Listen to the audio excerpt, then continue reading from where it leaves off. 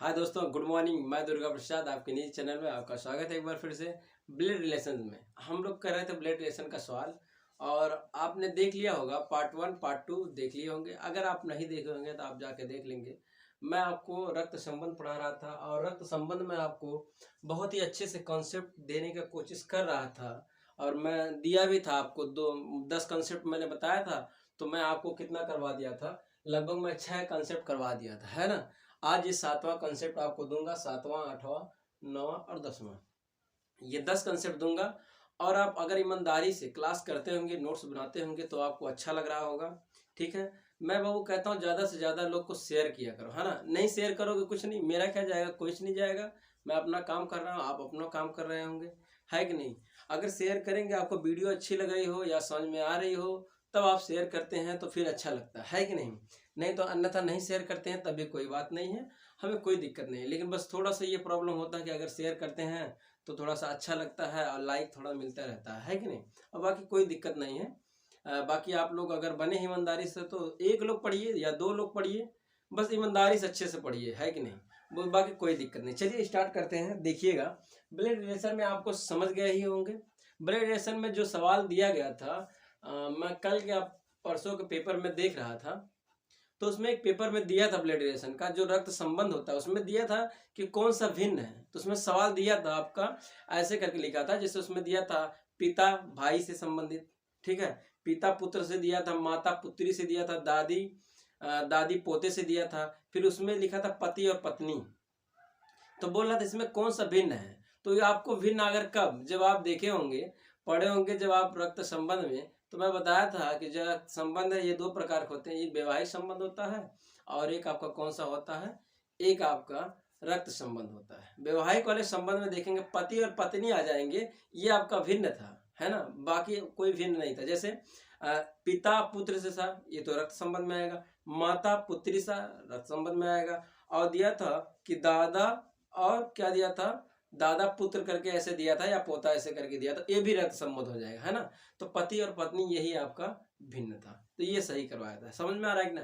तो ऐसे करके आपको क्वेश्चन को देखने को मिलेगा। ठीक है, चलिए स्टार्ट करते हैं। देखिए, आज हम देखेंगे माँ, ये मामा को व्यक्त करने का संबंध देखेंगे। मामा को जो व्यक्त किया जाता है, क्या लगा कि आप व्यक्त कर सकते हैं या क्या क्या आप देख सकते हैं, उसको हम समझेंगे। ठीक है, ईमानदारी से आप बने रहिए और पढ़ते रहिए। चलिए देखा जाए, मामा को व्यक्त करने का संबंध लिखा गया है। अगर नाना और नानी के पुत्र जो होंगे, नाना और नानी के पुत्र हमारे क्या लगेंगे, मामा लगेंगे। समझ में आ रहा। फिर माँ और मौसी के भाई, माँ और मौसी के भाई हमारे क्या लगते हैं, मामा लगते हैं। और देखिए, मामी के पति, क्या मामी के पति आपके मामा लगते हैं या हमारे मामा लगते हैं। मामी के पति हमारे क्या लगेंगे, वो मामा लगेंगे। और पिता के साले, क्या पिता के साले हमारे मामा लगते हैं। समझ में आ रहा है कि ना।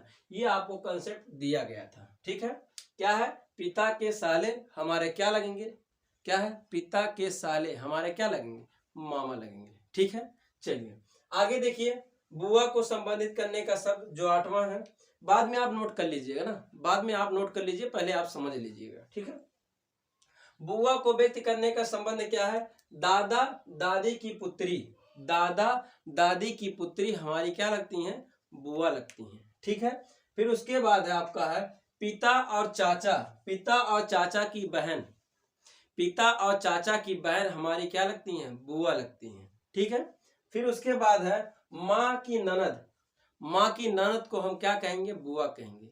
माँ की ननद को हम क्या कहेंगे, बुआ कहेंगे। ये आपको सामने कंसेप्ट लिखा गया है। समझ में आ रहा है कि नहीं। ये जबरदस्त सब कंसेप्ट है। आपको लग नहीं रहा ना अभी आपको अच्छा है या नहीं अच्छा है, बाद में आपको कितना अच्छा रहेगा वो आपको पता चलेगा। ठीक है, चलिए 9वां देखिए, चाचा को व्यक्त करने का संबंध क्या क्या है, लिखा गया है दादा और दादी के, दादा और दादी के पुत्र, यानी दादा और दादी के पुत्र को क्या कहते हैं, चाचा कहते हैं।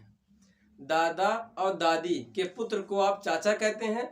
और पिता भी, पिता कहेंगे भी, पिता भी कहेंगे, चाचा के भाई ही पिता रहते हैं। लेकिन चाचा को व्यक्त करना है तो दादा और दादी के पुत्र जो होंगे वो आपके चाचा लगेंगे, वो हमारे चाचा लगेंगे। समझ में आ रहा। चलिए आगे देखिए, आगे जो है बुआ और पिता के भाई, बुआ और पिता के भाई हमारे क्या लगेंगे, चाचा लगेंगे। बुआ के पिता और बुआ के भाई, बुआ और पिता के भाई हमारे क्या लगेंगे, चाचा लगेंगे। ठीक है, फिर चाची के पति, चाची के पति तो चाचा लगेंगे, ये जाहिर सी बात है, इसको समझना ही नहीं था। फिर 10वां कॉन्सेप्ट आपके है मौसी को व्यक्त करने का संबंध। अच्छा एक बात और मैं बताना चाहूंगा, जैसे ये सब कंसेप्ट आपको लग रहा है ना कि सर मतलब क्या दे रहे हैं, ये तो सब जानते हैं ही हैं, नहीं जानते नहीं है।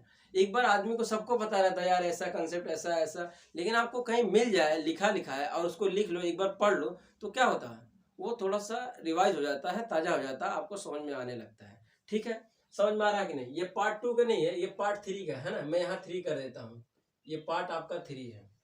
ठीक है, पार्ट 2 मैंने दे दिया था, पार्ट 3 का है। तो देखिए अगर आप पढ़ाई कर रहे होंगे तो ठंडी है, ठंडी में आप जान ही रहे हैं कितना तेज ठंडी है, ठंडी के समय में आप पढ़िए, ठंडी के समय में अच्छा पढ़ाई होती है। कैसे कैसे आप कंबल ओढ़िए, कंबल बिस्तर में नहीं पढ़ाई होती, हमेशा टेबल और कुर्सी पे पढ़ाई होती है ना। तो आप कंबल लीजिए, कंबल में आप क्या करिए, उसको ओढ़िए और ओढ़ के पढ़ते रहिए। देखिए ये नहीं कि आप किसी को देख के आए कि यार वो अफसर है, हम तुरंत लग जाए टेबल कुर्सी बैठ के, तो ज्यादा तेज का आपका जो जोश होता है वो जल्दी ही खत्म होता है ना, ज्यादा तेज का जोश चलता नहीं है।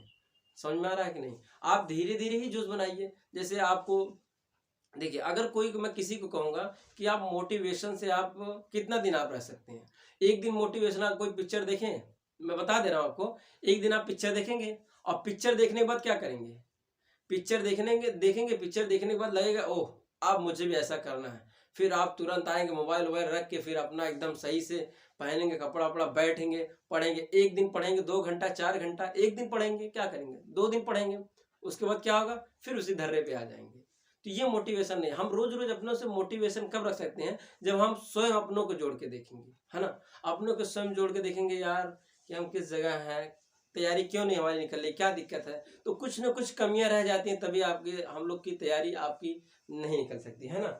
तो उस तैयारी को आपको क्या करना पड़ेगा, सुधारना पड़ेगा। समझ में आ रहा है कि नहीं। ठंडी तो हमेशा लगती रहती है, ठंडी आई है तो ठंडी में ठंडी नहीं लगे तो क्या लगेगा, फिर आ जाएगी गर्मी तो कहेंगे वो बहुत गर्मी हो रहा, पसीना हो रहा है ना, पसीना हो रहा है, फिर भीग जा रहे हैं, बैठे बैठे भीग जा रहे हैं, तो फिर उसमें भी नहीं पढ़ने का मन करेगा।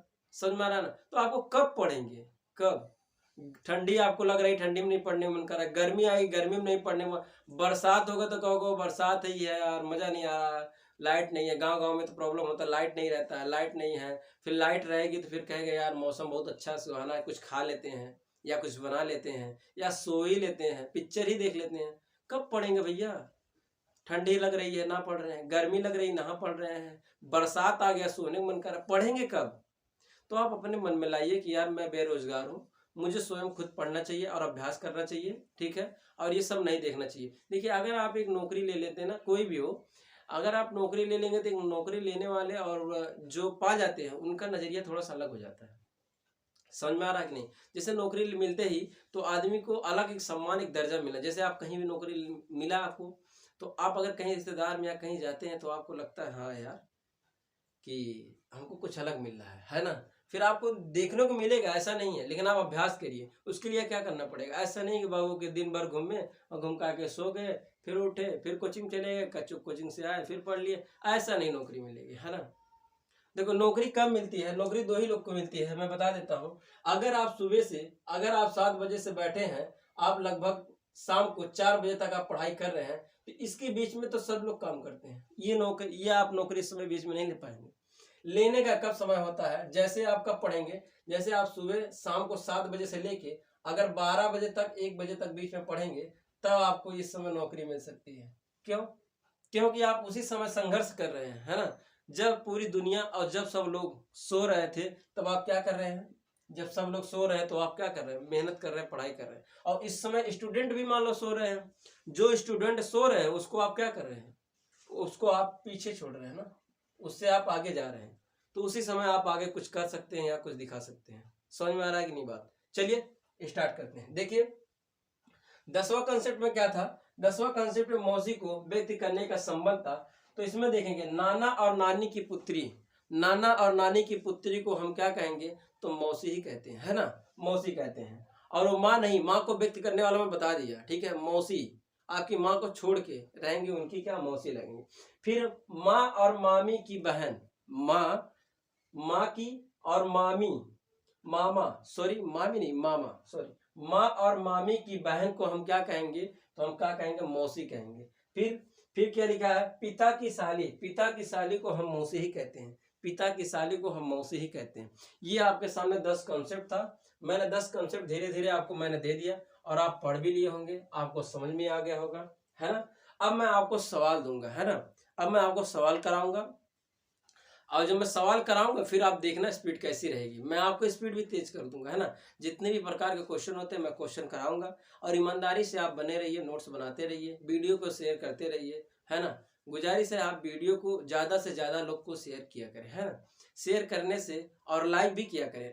अंगूठा तो दबाना है, अंगूठे में क्या है ना, अंगूठा ही दबा देना। नीचे आपका है डिस्क्रिप्शन लिंक, उसमें आप जाके आप पूरी वीडियो को प्लेलिस्ट में चैप्टर बाय चैप्टर देख सकते हैं। ठीक है, मिलते हैं नेक्स्ट वीडियो में, तब तक के लिए जय हिंद।